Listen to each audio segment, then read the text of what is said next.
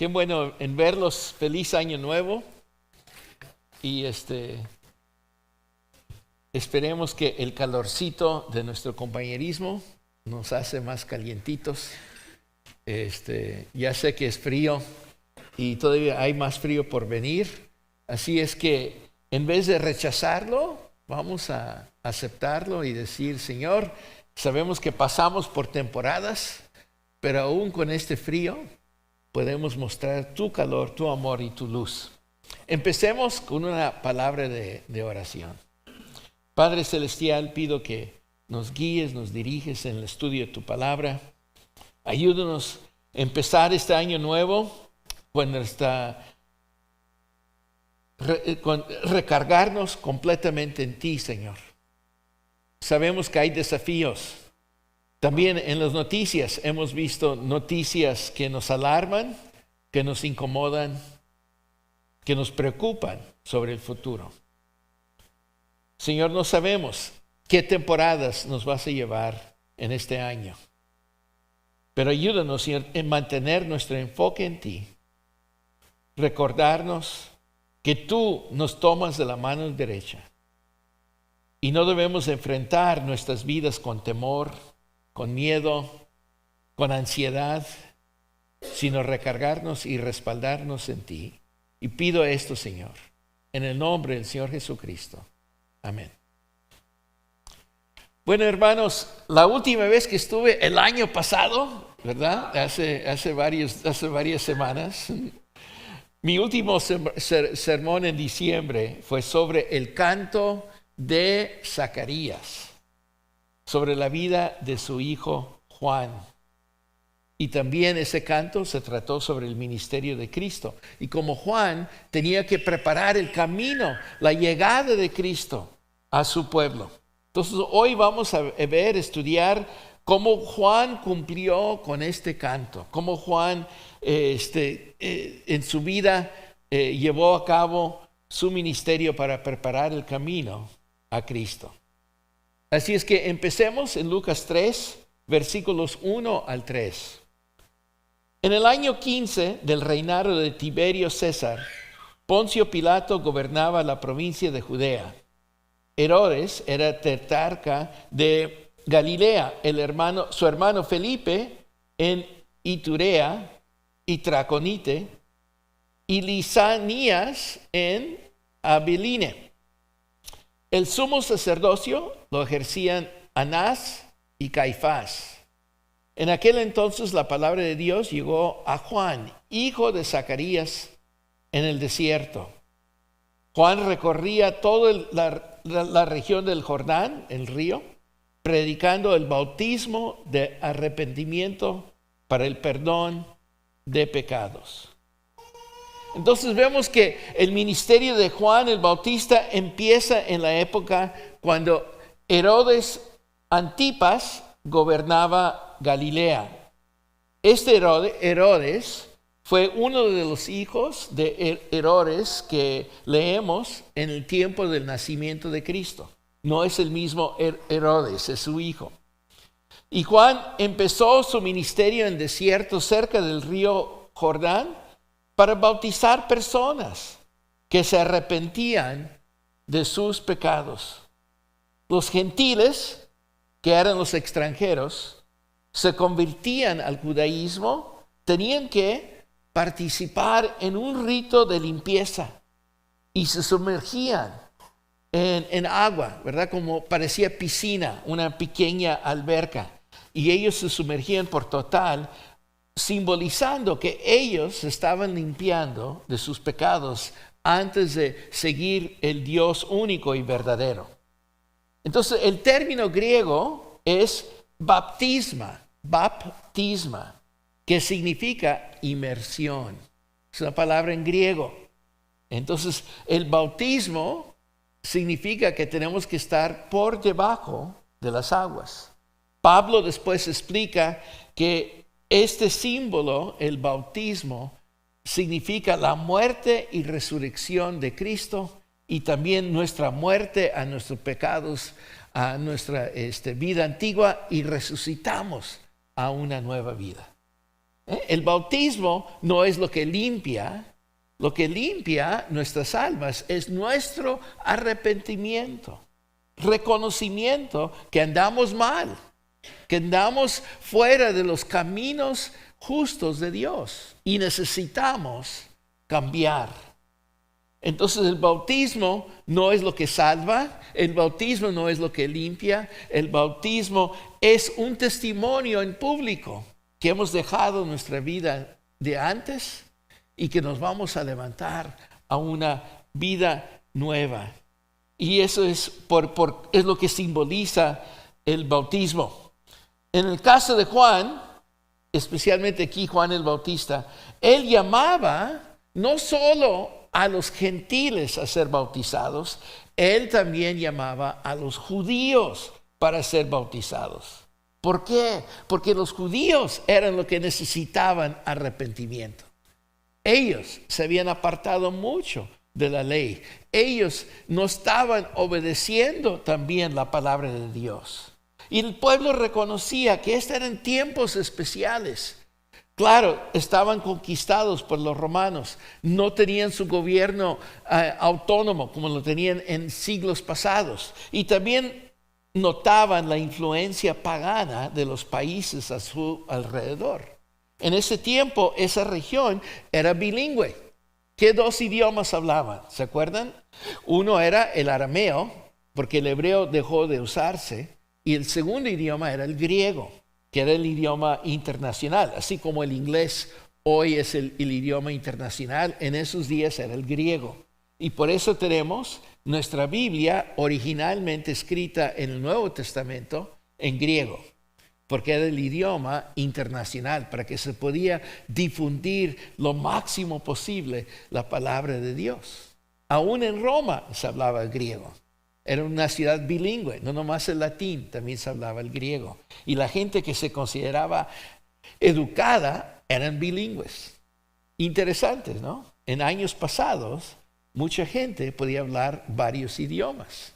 Aunque de nuestros ojos hacemos el error de juzgarlos como primitivos y no educados, en realidad muchos eran igual de educados con mucha gente hoy. Entonces Juan estaba predicando en esa época, no tenían su libertad, había mucha influencia pagana por medio de los griegos, había hasta templos y prácticas paganas aún en Jerusalén. ¿Sabían ustedes que había un gimnasio en Jerusalén, la ciudad? Y sabían que cómo hacían ejercicio los hombres en la gimnasia. Ellos hacían su ejercicio desnudos. Y claro, esto era escandaloso para el pueblo judío, ¿verdad? Ellos nunca estaban desnudos. Y aún para diversión o recreo era eso peor. Entonces había estas prácticas, influencias, aún en la capital, en la ciudad que se suponía estaba guardando la palabra de Dios, donde estaba el templo. Mucha influencia pagana. Y con razón ellos querían un cambio.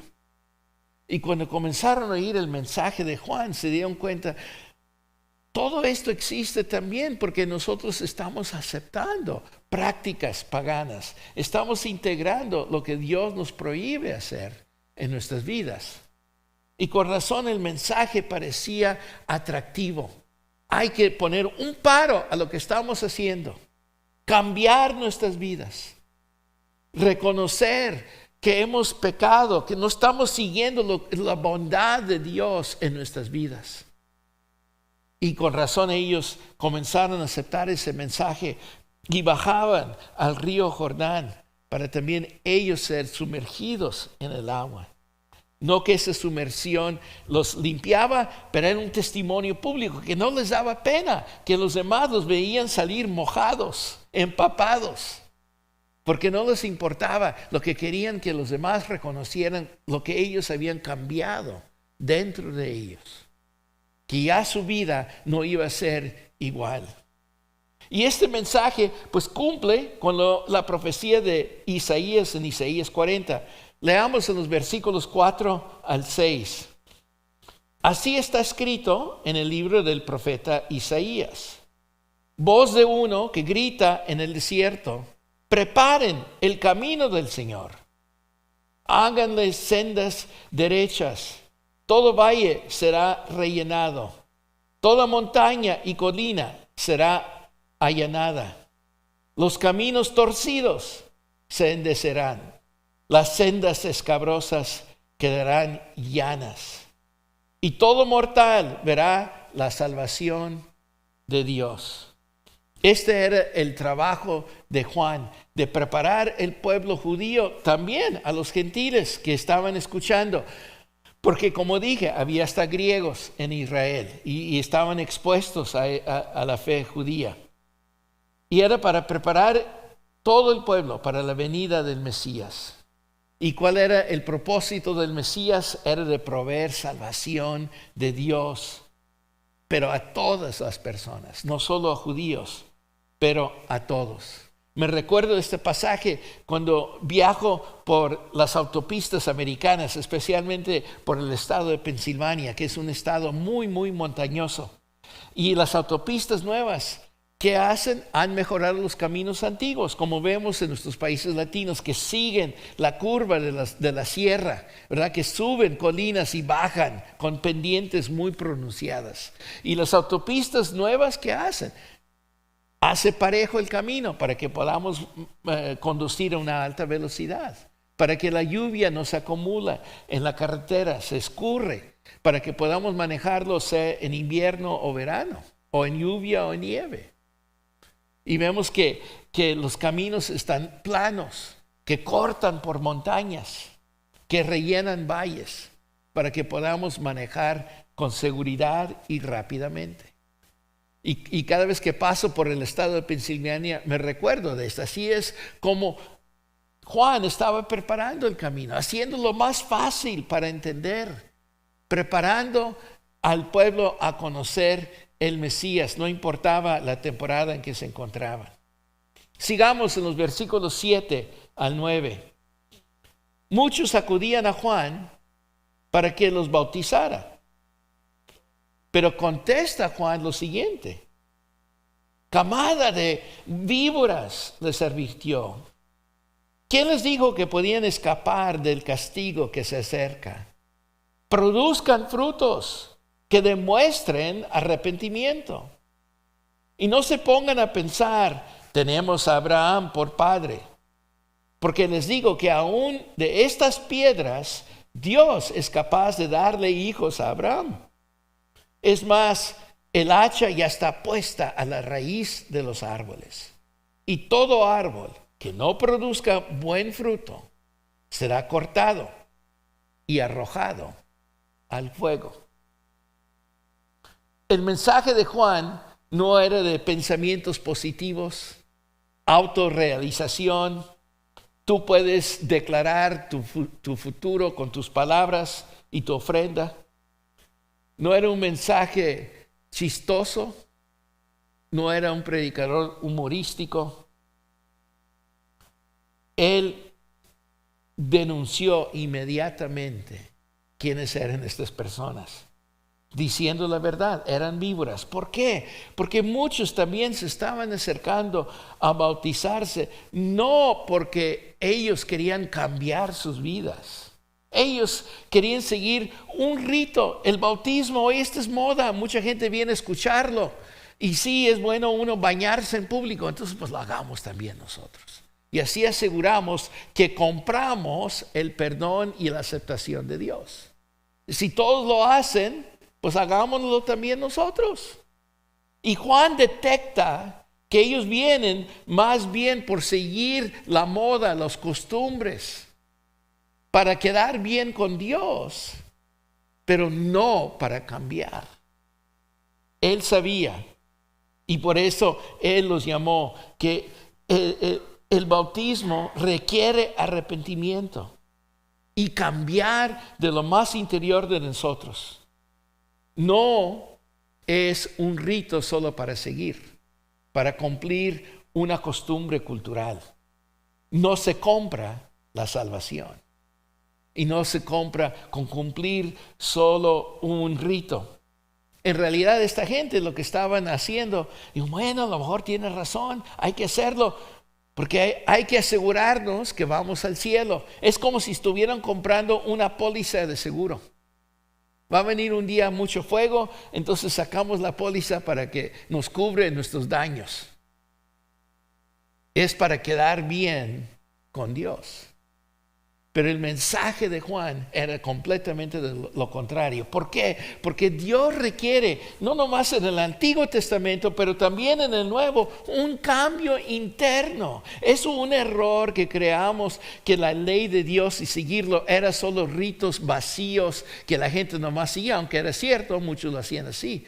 Dios puso esos ritos para forzar un cambio interior, para ser distintos, para no seguir la corriente de todos los demás.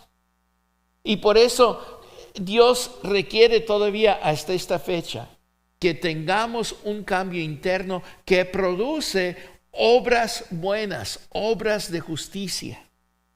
Un error que hacen muchos evangélicos es que creen que las buenas obras no valen y no debemos de practicarlas. ¿Por qué piensan así? Porque saben que la salvación no se compra, es un regalo de Dios. Por lo tanto, buenas obras hay que ignorarlas. Y no es cierto, esa es una conclusión muy errada. Porque la palabra de Dios, aún en el Nuevo Testamento, exige de creyentes las buenas obras. Y las hacemos no para ganar nuestra salvación, no para comprar una póliza de seguridad de salvación. Lo hacemos porque somos obedientes y Él requiere eso dentro de nosotros. Él requiere que cambiemos nuestra forma de pensar. Él requiere que nos sometamos bajo sus instrucciones y que no pongamos a nosotros mismos en el trono de nuestras vidas. Estas personas decían que ellos podían depender en su herencia étnica para ser salvos, porque eran judíos, somos el pueblo de Dios, por lo tanto nuestra salvación está garantizada.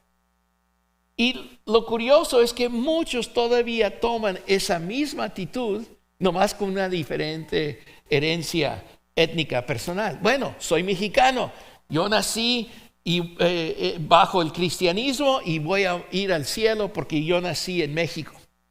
Lo que dice mucha gente americana, estadounidense, nací en Estados Unidos, nací en Michigan, por lo tanto es un ambiente cristiano, yo voy directo al cielo. Cada país, cada grupo étnico dice lo mismo. Interesante cómo Dios pone en la palabra de Dios a través de los siglos lo mismo que la gente piensa, es que somos iguales. Si fuéramos en una máquina de tiempo a vivir en Jerusalén o otras ciudades antiguas, veríamos cómo la gente se comporta igual como nosotros. ¿Verdad? Iban al mercado, peleaban con los comerciantes como nosotros, querían descuentos. Igualito nosotros. ¿Verdad? Sabían que en Pompeya encontraron un restaurante de comida rápida, igual como un McDonald's.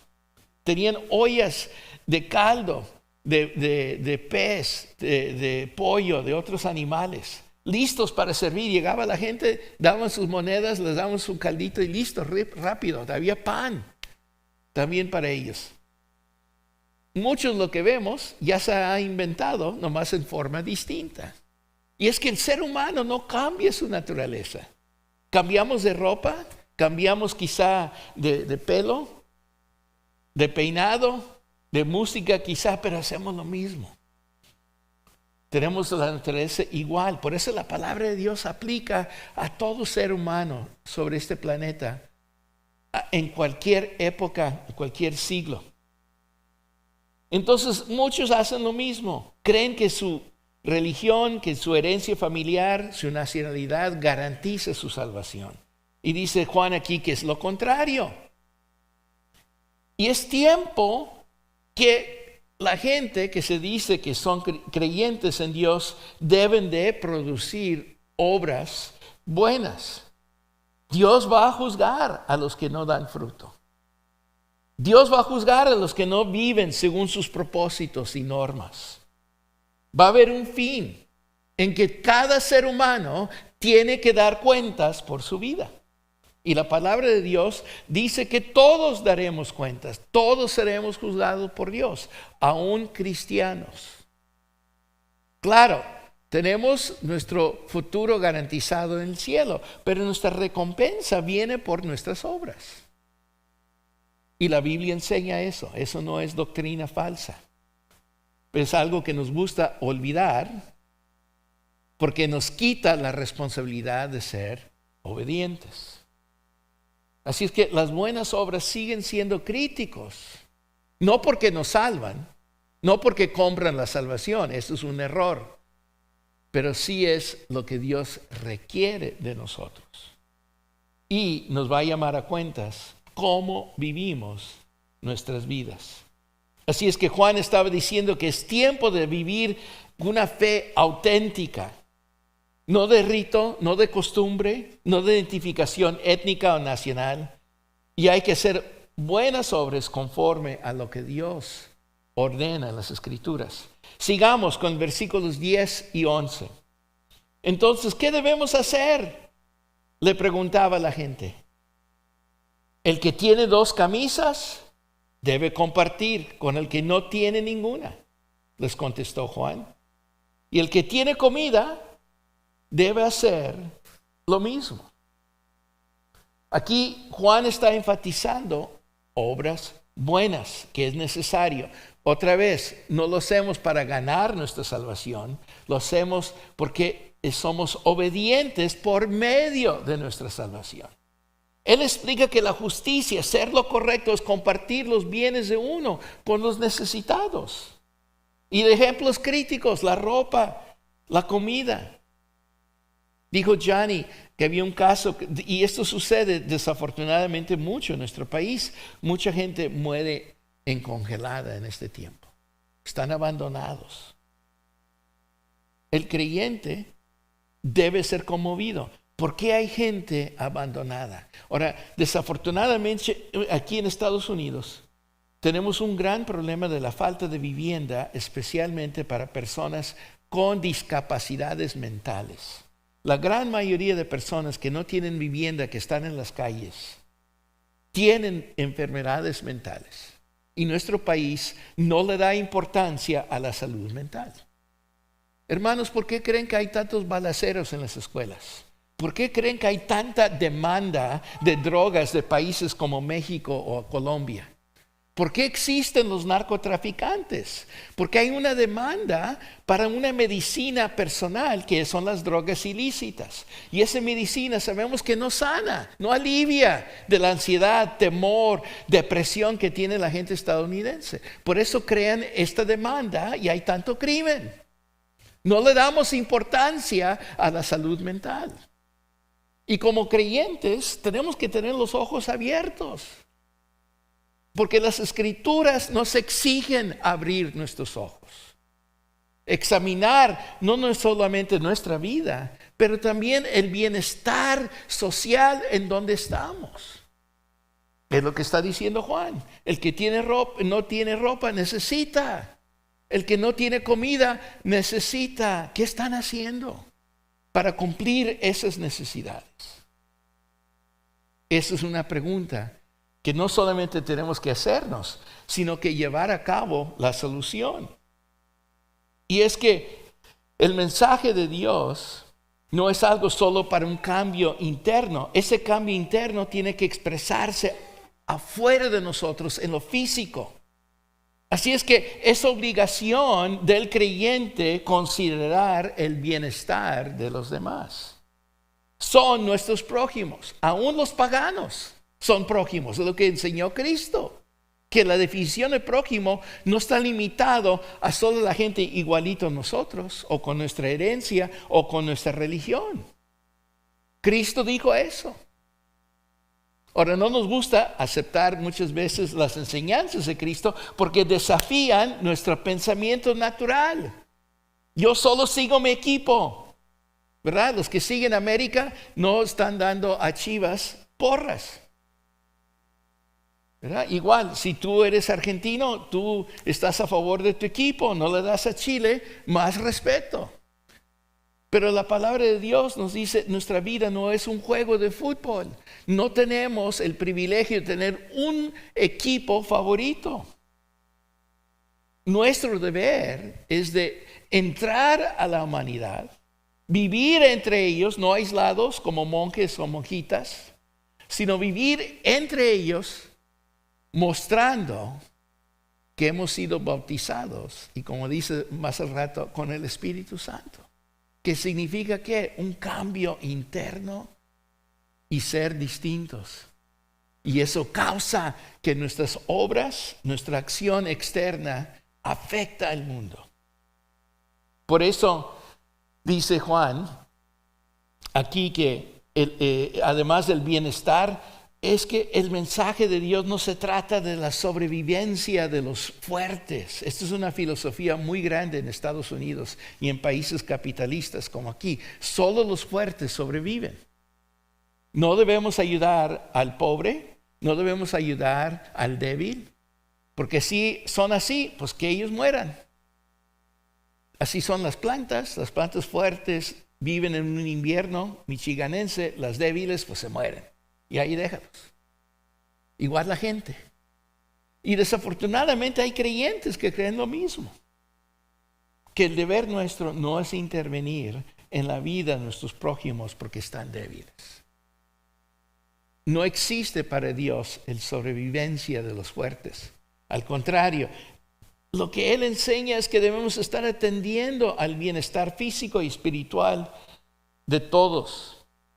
Y es igual de importante poner la atención física de otros igual como la atención espiritual. Nuestra fe no es privada. Nuestra fe es pública. Nuestra fe no es solo para acapararlo para nosotros, ponerlo en un altarcito en nuestra sala. Es la manera como vivimos, como tenemos nuestras interacciones con los demás. Todos deben de conocer que eres un creyente en Cristo, no porque tienes una calcomanía en tu camisa, soy cristiano, un corazoncito en tu defensa de tu carro.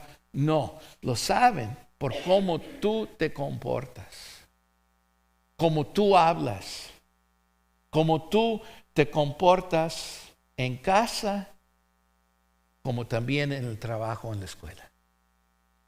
El nieto del presidente Jimmy Carter esta semana en su funeral dijo, mi abuelo era el mismo entre ustedes, igual en nuestras casas. No había un cambio. Eso es un testimonio bíblico. Que seamos lo mismo, sinceros. Que no seamos personas falsas. En Lucas 12:13, sigamos en el versículos 12 al 13. Llegaron también unos recaudadores de impuestos para que le bautizara. Maestro, ¿qué debemos hacer nosotros? Le preguntaron. No cobren más de lo debido, le respondió. Es que Dios requiere que seamos honestos, transparentes en nuestros negocios, nuestros asuntos financieros.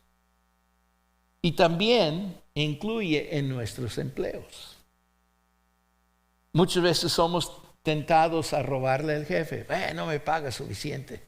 Me llevo esta pluma, me llevo estas hojas, me llevo esta herramienta, me llevo su camisa, porque lo merezco. Me voy temprano, porque él no me respeta. Me voy temprano. Ahí los compañeros me van a checar la tarjeta, aunque ya no estoy. Igual con el gobierno. El gobierno no sirve para nada, no mando mis impuestos. O cuando hago mi informe anual, hago chantaje, miento, no reporto todo lo que he ganado. O exagero mis contribuciones para deducir y rebajar mis impuestos. ¿Qué dice? No robar. Ser personas de transparencia, ser iguales afuera que adentro en la casa. No robar de los demás tiempo, no falsificar facturas o nuestros impuestos que nos cobran, sino que debemos de no evitar de cumplir con nuestros deberes económicos, sino debemos de cumplir con ellos aún antemano. Préstamos, porque Dios requiere honestidad. Y este es el resultado de un cambio interno. ¿Qué está diciendo Juan? No es suficiente poner las manitas, poner una ofrendita, sino cambiar de totalidad. No es solo limpiar nuestro vocabulario, sino que en cómo animamos a los demás o platicamos o damos nuestra opinión. ¿Estamos destrozando a otros o los estamos levantando? En Lucas 3:14 dice lo siguiente: ¿y nosotros qué debemos de hacer? Le preguntaron unos soldados. No extorsionen a nadie, ni hagan denuncias falsas. Más bien, confórmense con lo que les pagan. Las autoridades del gobierno, como los soldados, deberán cumplir con la ley y la justicia legal. No convertirse en dictadores que explotan y abusan a la población. No mentir y hacer acusaciones falsas legales. Pedir soborno para cumplir con la justicia, ignorar crímenes o para cumplir sus deberes como gobernantes. La justicia de Dios deberá afectar aún el gobierno. Debe afectar cada aspecto de la sociedad.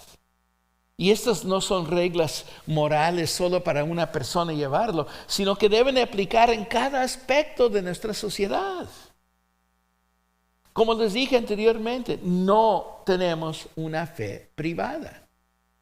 Y es nuestra obligación de cristianos también de denunciar abusos del gobierno, de exigir justicia de los que nos gobiernan, comportamiento sano también de quienes gobiernan. La fe bíblica afecta nuestras relaciones personales, pero también en las relaciones como país en donde vivimos, la ciudad donde vivimos, el barrio donde vivimos.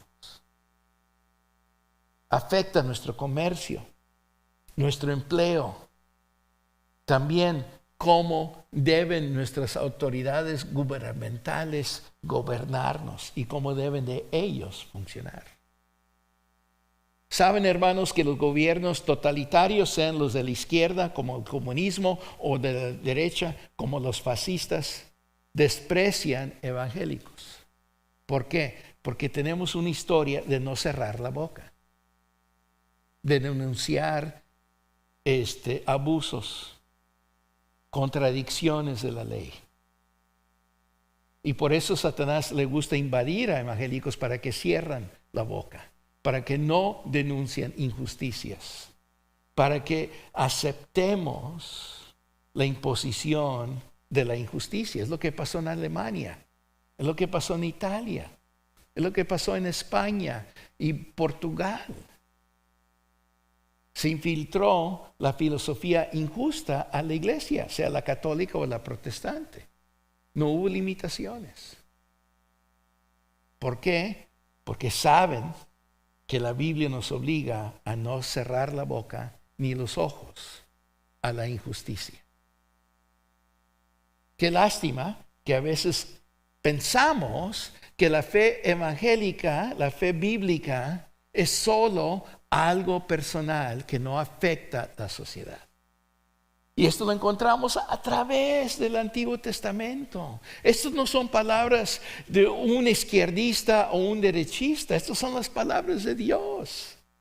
Que toda la sociedad debe de vivir bajo la justicia de Dios. Y que nuestro deber es para luchar contra opresión, abuso, explotación. No son palabras de políticas para desafiar el gobierno. Es que es lo que exige Dios que hagamos.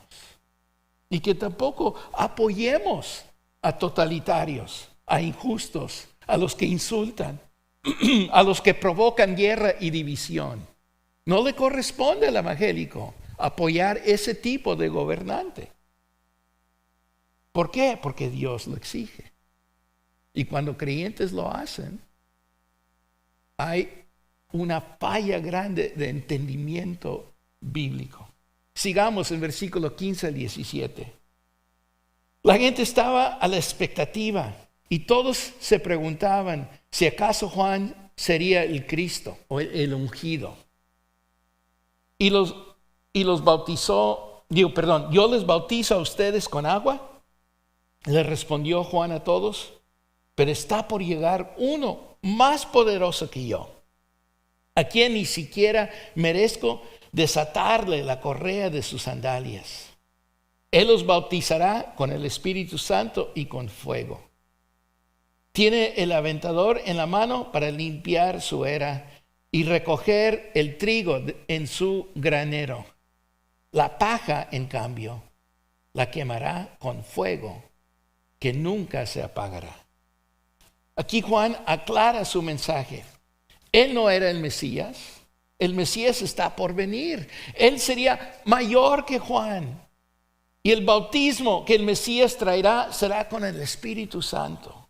Dios mismo. No con un símbolo de agua, sino va a traer poder para que el creyente pueda cumplir con ánimo, con amor, con deseo, con ganas la voluntad de Dios. Y esto vemos lo que pasa en Hechos. Cuando los discípulos estaban orando, el Espíritu Santo se revela a ellos. ¿Y qué vemos? Parece como llamas de fuego. Y desde entonces hasta hoy, todo creyente está bautizado en Cristo por el Espíritu Santo el momento que recibamos a Cristo como nuestro Salvador. Es cuando viene el Espíritu Santo. No viene en otra segunda ocasión. Viene el momento que lo recibimos. Y es cuando recibimos poder para ser obedientes y poner en práctica lo que estaba exigiendo Juan de su pueblo. ¿Y cómo sabemos que eso aplica también a nosotros? Porque Cristo repite lo mismo. Lo leemos en los evangelios.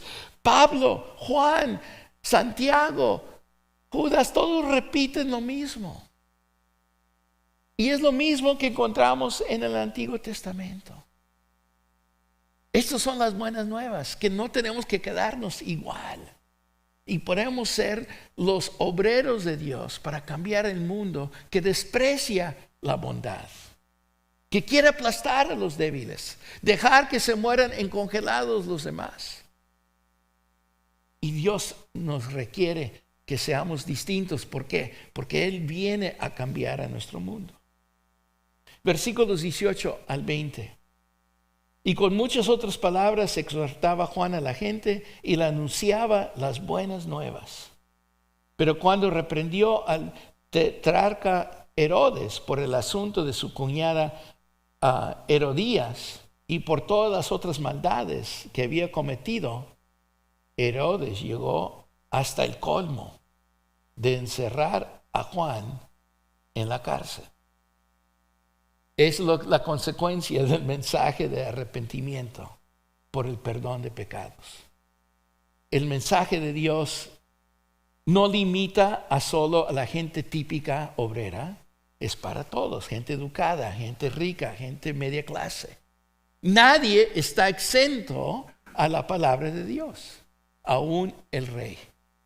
Y lo que Juan notó y que todos habían visto es que él robó la esposa de su hermano Felipe, dejó su primera esposa y se casó con ella, que era un pecado, era adulterio. Aunque lo hizo legítimo, era pecado y no se arrepintió Herodes Antipas por eso. Y por eso Juan lo denunció. Y eso es también el deber del creyente, denunciar inmoralidades, no sexuales solamente de nuestros líderes, pero cualquier inmoralidad, el insulto, el causar división, amenazar a otros con guerra injusta. Eso es pecado. Y el creyente no puede quedarse quieto cuando ve pecado, aún de nuestros gobernantes, aún de nuestros líderes de la iglesia. Nadie está exento. Pastores, diáconos, ancianos, maestros de escuela dominical, profesores, directores de escuela, gobernadores, legisladores, policías. Toda persona en autoridad tiene que estar a cuentas.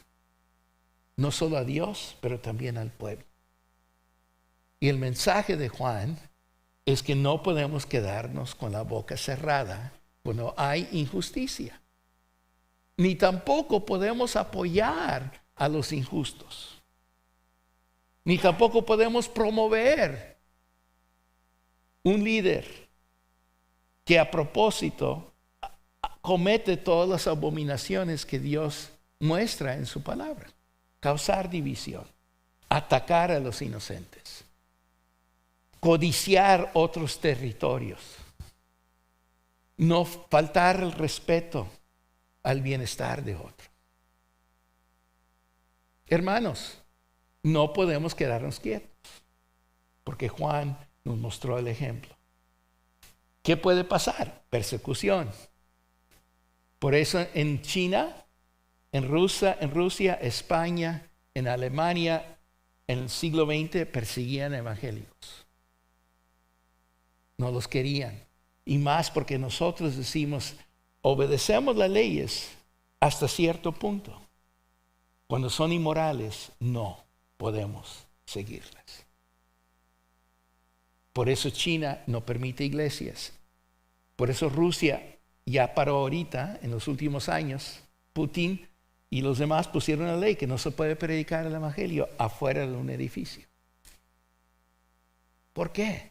Porque el mensaje de Dios supera la de ellos. Y ellos no aguantan que haya una autoridad mayor que ellos. La condición típica de nosotros, los regulares, no aguantamos que haya una autoridad mayor que nosotros, que nos limita en nuestros antojos, que nos trata de disciplinar en solo quedarnos en nuestro matrimonio, que nos llama a cuentas cuando queremos robar al jefe. Por eso se requiere arrepentimiento, reconocer que somos pecadores y que solo Dios ofrece el perdón y el poder por medio del fuego del Espíritu Santo para ser obedientes. En versículos 21 y 22 leemos lo siguiente: un día en que todos acudían a Juan para que los bautizara, Jesús fue bautizado también. Y mientras oraba, se abrió el cielo y el Espíritu Santo bajó sobre él en forma de paloma. Entonces se oyó una voz del cielo que decía: tú eres mi Hijo amado, estoy muy complacido contigo. Antes de que Juan fue encarcelado, Jesús también fue a escucharlo predicar. Ahora, Cristo no fue bautizado porque él tenía que arrepentirse de sus pecados, porque aunque él era hombre, también era el Dios, así es que él no había cometido pecados. Sino que el bautismo de Cristo es más simbólico, igual como un rey cuando es ungido. ¿Qué es ungir? Significa poner aceite sobre la cabeza del rey. Se consideraba el aceite medicina, poder, energía. Entonces David fue ungido, ¿se acuerdan? También Saúl, otros. Es lo que significa ungir, es de poner ese aceite. Aquí Cristo es igual. Es ungido, es el inicio, la bendición de su ministerio como el Mesías. Fue bautizado no para arrepentirse como nosotros lo hacemos. Se bautizó porque era el inicio de su nuevo ministerio. Y Juan cumplió con su deber de preparar el camino, anunciar que hay que arrepentirse uno para recibir perdón de sus pecados. Y luego de ahí recibe uno, por medio del sacrificio de Cristo, ese perdón y la vida eterna. Y aquí vemos también la presencia de la Trinidad. El Espíritu Santo llega y toma forma como una paloma. Oímos la voz del Padre y el Hijo se levanta del agua, mostrando todo esto, que Cristo no es solamente otro profeta, es el Mesías. Es el cumplimiento, lo que dice Isaías 42:1. Este es mi siervo, a quien sostengo, mi escogido, en quien me deleito. Porque Él ha puesto mi espíritu y llevará justicia a las naciones. El deber de Cristo era traer lo que es justo y bueno. Igual nosotros tenemos la misma responsabilidad de Cristo, llevar a la justicia a las naciones. Y luego versículo 23 dice, Jesús tenía unos 30 años. Cuando comenzó en su ministerio, era hijo, según se creía, de José, hijo de Elí. Y luego los siguientes versículos hasta el 38 es la genealogía. Y no vamos a pasar tiempo ahí, aunque es interesante y hay libros enteros escritos sobre la genealogía. Pero la razón que lo puso Lucas ahí era para mostrar Cristo es el Mesías. Fue ascendiente de David, y no nomás de David, su ascendencia viene directo desde Adán. Quiere decir que Cristo cumple la promesa de Dios que por medio de Eva va a venir el que va a aplastar la cabeza de la serpiente. Cristo es el Mesías, no hay duda. Hay una evidencia aquí del Padre, del Espíritu Santo, milagrosamente mostrando que Él es el ungido, el Mesías. Es lo que significa Mesías, ungido. Mesías es griego, Meshiach en hebreo. Sí, es en griego. Christus, o Christus se pronuncia en griego, es la palabra para ungido. Es lo que es Cristo. Es más que un profeta, es nuestro Salvador. Es el que en realidad tiene el mensaje de salvación y arrepentimiento. Y es el que nos da poder para cumplir lo que Dios quiere. Así es, quiero invitarles a recibir este mismo mensaje de Juan. Arrepentimiento por nuestros pecados. Tenemos que reconocer que somos pecadores, que no merecemos el perdón de Dios. Y por eso Cristo tomó el castigo en la cruz que todos deberíamos ver pasado. Lo tomó para que no lo tuviéramos que experimentar. Y si recibimos el sacrificio de Cristo por nuestros pecados, nos arrepentimos de nuestras maldades y nos comprometemos a obedecerlo, Él nos va a perdonar, Él nos va a dar vida eterna y promete darnos su Espíritu Santo, que nunca nos va a abandonar. Por eso te invito, recíbelo hoy. Recibe el sacrificio de Cristo para ti. Y Él te dará su Espíritu Santo y las fuerzas para ser obediente. Y todo esto es para cumplir su voluntad. Y su voluntad no es solo para que seas una persona mejor, es para que afectes la sociedad entera, para que lleves la justicia de Dios a las naciones. Oremos. Padre Celestial, gracias por el mensaje de Juan. Gracias que sigue siendo pertinente a nuestros días. Perdónanos, Señor, por pensar que tu palabra es anticuada, está lleno de polvo para otra época. Que tus palabras, Señor, aquí en este pasaje y la vida de Juan, nos estimule a arrepentirnos para ser personas nuevas, para ser personas obedientes, para afectar nuestras familias, nuestra ciudad, nuestro estado, nuestro país, otras naciones. Que seamos voceros tuyos, denunciando maldad, pero mostrando nuestro amor y caridad. Guíanos, Señor, en examinarnos para afectar a los demás. En el nombre del Señor Jesucristo. Amén.